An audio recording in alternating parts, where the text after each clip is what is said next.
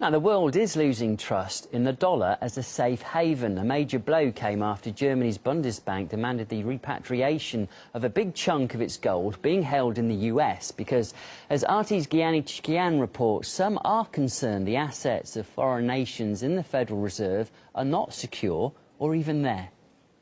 Behind these walls is one of the most secretive organizations in the world, the U.S. Federal Reserve. Whoever tries to audit them hits a wall. This place is impenetrable for audits.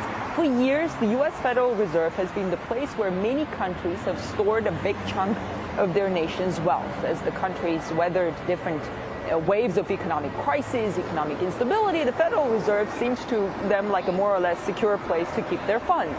But are the funds really secure, or are they even there? There has been speculation for a long time that the Fed doesn't actually have much gold, that it has either sold it off, lent it out, or used it as collateral for borrowings. Either way, there are many claims that the gold that is being stored on behalf of many nations doesn't actually exist.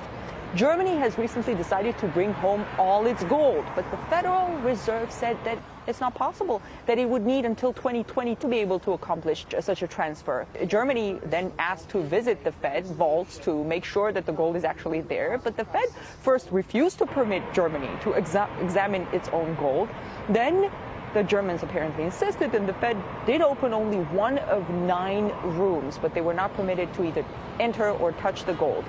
The German government has stored about half of its gold supply with the U.S. Federal Reserve, so they're understandably nervous. This makes not only Germans nervous, of course. U.S. financial institutions have a history of selling things that don't exist. One example, last year Goldman Sachs were proven to have been selling gold certificates to the public, saying that they were backed by real gold in their vaults.